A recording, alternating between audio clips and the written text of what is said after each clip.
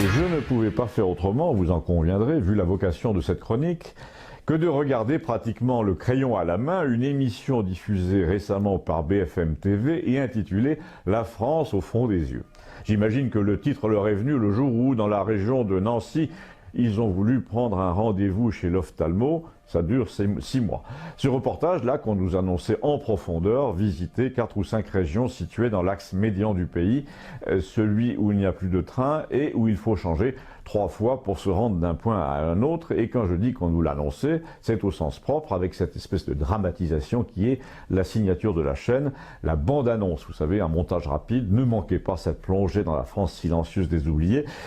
Alors là, qu'on me permette un retour en arrière de 7 ou 8 ans et une note personnelle, lorsque j'étais encore placé au cœur du monde médiatique, Figaro, Valeurs Actuelles, etc., et de temps en temps un entretien sur Europe 1, j'ai essayé pendant l'élection de François Hollande de faire valoir le point de vue des humbles, des petites gens, comme on dit, parce que j'étais parmi les rares intellectuels qui étaient conseillers municipaux d'un village de 400 habitants.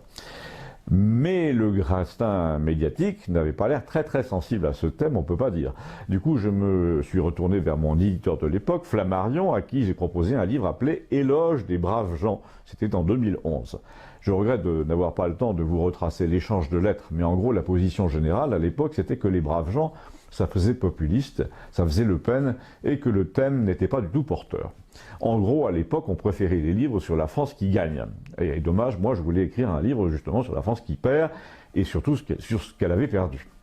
Du coup, à force de ruse, j'ai fini par le faire, ce livre, et Flammarion l'a publié sous un autre nom, sous un autre titre, je veux dire. Le bandeau de couverture était quand même clair, il disait « À l'écoute de la France qu'on n'entend pas ». On ne peut pas être plus actuel, mais le problème c'est qu'il ne faut pas être actuel avec 7 ans d'avance, donc BFM TV, pour en revenir à aujourd'hui, a décidé d'être hyper actuel, mais avec 7 ans de retard. Et surtout parce qu'il y a eu urgence avant les élections, la preuve, le débat ensuite faisait intervenir la porte-parole du gouvernement. On soupçonne tout de suite qu'elle est hyper bien placée, cette femme, pour nous parler de la France profonde, enracinée, etc. Pour une émission comme ça, c'était vraiment le casting parfait. On aurait dit un sketch. Donc j'ai regardé l'émission avec Lucienne, une octogénaire de chez nous, à grandes épaules, et son frère Roger. Et à un moment, Roger s'est retourné vers moi, et il a dit « Mais il suffit de la voir, cette femme, qu'est-ce qu'elle connaît à d'autres vies ?»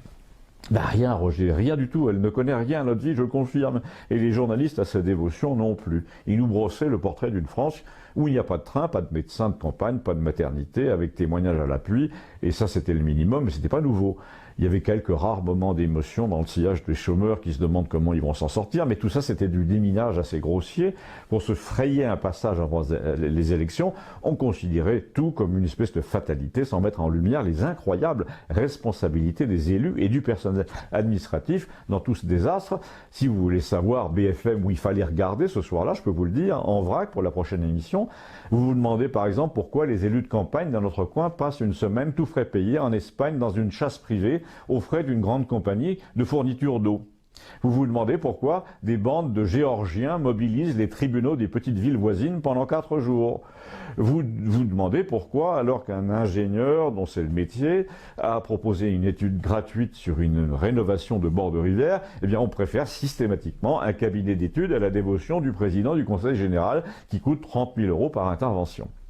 Vous vous demandez comment on peut faire acquérir un bâtiment à son entourage tout en garantissant à l'acquéreur d'y installer plus tard une agence publique qui remboursera le prêt en moins de 10 ans, ni vu ni connu. Vous vous demandez aussi pourquoi les entrepreneurs quittent tous une petite ville à cause d'un inspecteur des impôts particulièrement cinglé qui aligne tout le monde en 2 ans et fait perdre un temps, une énergie, un argent considérable. Vous vous demandez pourquoi un projet intercommunal de réhabilitation de centre de village, 10 appartements avec cabinet médical destinés aux vieux qui ne veulent pas finir en EHPAD, est désormais peuplé de jeunes cas sociaux, chômeurs, drogués, envoyés par la DAS qui dorment à même le sol sous une affiche d'Eminem. Vous vous demandez comment on peut infliger à un type qui gagne 700 par mois une amende de 135 pour défaut de ceinture.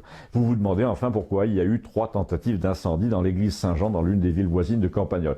Eh bien c'était ça BFM TV, la France dont il fallait parler, celle des vrais oubliés. Et vous l'avez oublié une fois de plus pour nous en montrer une autre qui attend d'aller en formation pour obéir aux vœux de son président. Et vous autres, abonnez-vous, merci.